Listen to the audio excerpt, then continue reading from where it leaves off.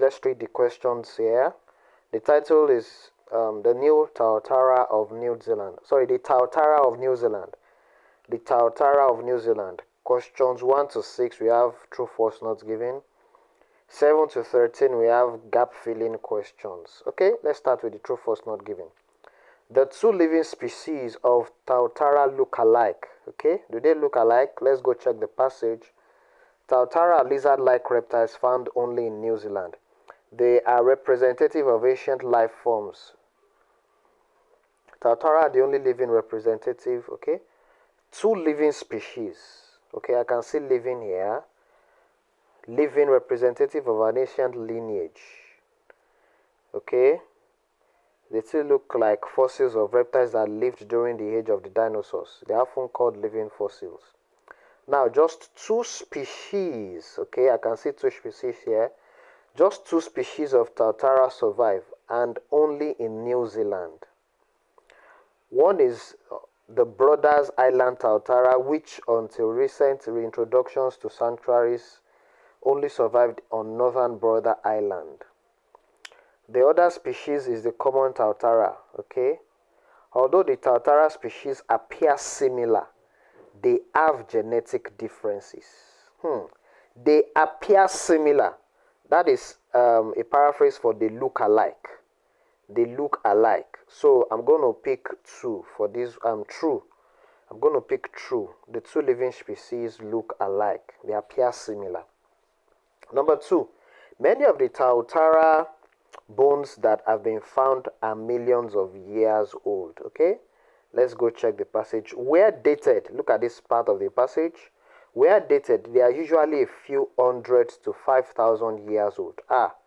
This thing says million, so that's a contradiction. Number 2 is going to be false. Number 3, the tails of male Tautara are a different color from the tails of female Tautara. Okay? Tail, look at the next paragraph. Is there anything like tail here? I can see skull. I can see blood. I can see male have no external reproductive organ. Okay, I can see tail at the end. Males are larger than females and have more developed spines in the crest, along the neck, back, and tail. The question says the tails have different color. Color is about color.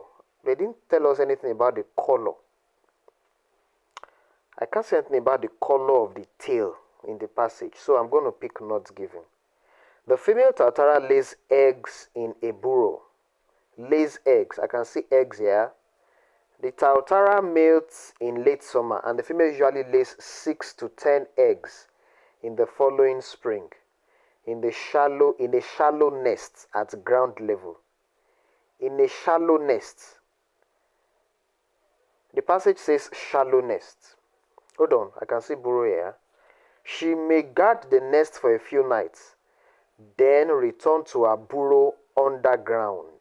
No. She stays underground, but the eggs will stay in the nest, which is shallow. This sounds like the burrow is in a different location. So this number 4 is going to be false. It lays the egg in a shallow nest. That's the location at ground level, not in a burrow. The burrow is usually underground. Number 5, there are higher numbers of females hatching than males. Okay, back to the passage. The eggs incubate for about a year, so hatchlings emerge about the same time that the eggs have been laid in the following season. Evidence indicates the gender of the Tautara hatchling is determined by both genetic and environmental factors. It is said that it is more likely for warmer eggs to produce male Tautara and cooler eggs to produce females. Number 5 says there are higher numbers of females hatchling. The number is not discussed in the passage. This is all they said about the hatching. Number of male and female is not presented here, so I'm going to pick not given. Number 6, once they have hatched, the young Tautara have to look after themselves. No. Hold on. This place here says the hatchling receive no parental care and they need to find their own food. Yes, number 6 is true. Yeah, they look after themselves. Now to the gap filling questions. We are to use one word. Choose one word and or a number. Lifespan, maximum lifespan unknown. Many live to at least dash years old.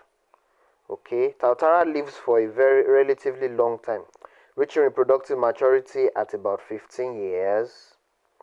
The maximum lifespan is not known.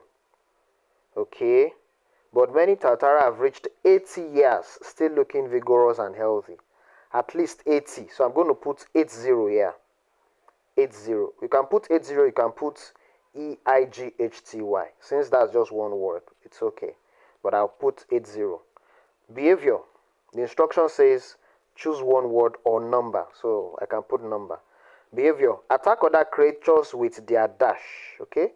Let's go to the passage. Attack other creatures. So where is that? This is the 80-year-old stuff. Tautara live in underground burrows and are more active at night, but will come out during the day to bask in the sun. Both sexes are territorial, and male aggressively defend their territory by posing and fighting if necessary. Teeth are their main weapon. Teeth, that's going to be teeth. With their teeth. Teeth. Eat young dash that live in the same burrows. Eat young dash, that's baby. Baby seabirds. So that's going to be seabirds. Seabirds. Seabirds that often share burrows. Can you see that? Live in the same burrow. That's what we have in the question. Live in the same burrows. That's a paraphrase for share burrows. Number 10. Population. Abundant until rats were introduced by dash people. Okay. Tautara was once widespread and abundant, but when the Polynesians, they brought in Pacific rats, which killed Tautara. Okay, that would be Polynesians. The abundant until rats were introduced by the Polynesian people. That's going to be Polynesian.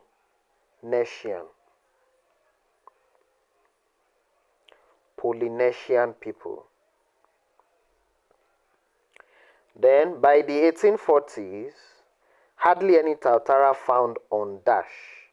I can see 1840 here. By the time of the European settlements in the 1840s, Tautara were almost extinct on the New Zealand mainland. On the mainland, that's going to be mainland. Mainland. We can't put New Zealand because instruction says one word, so it's going to be just right on the mainland. Highland off the northeastern coast and in the Cook Strait, now home to the dash Tautara. So Cook Strait is a keyword for me. See Cook Strait from the question here.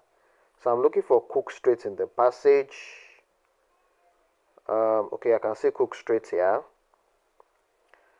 So a few, such as the poor knight, common Tautara lives on the islands off the southeastern coast of New Zealand, and some on the islands in Cook Straits. Home to the dash Tautara. A few, such as the poor knights, common Tautara.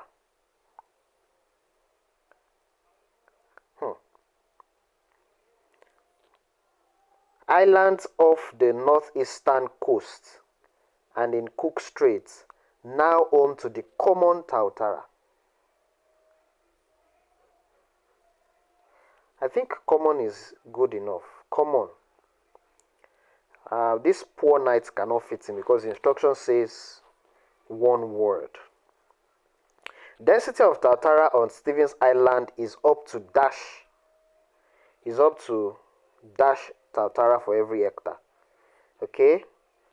Density, I can see dense population here.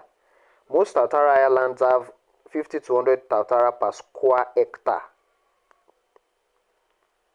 That's going to be 50 to 100. It's up to 100.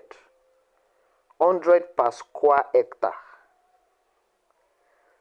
So it's going to be 100. Up to, that thing says up to. So we are going to pick their upper limit. That will be 100. 100. 100 Tautara for every hectare. Hold on, I'm seeing another figure here. Oh, Stevens Island. Okay.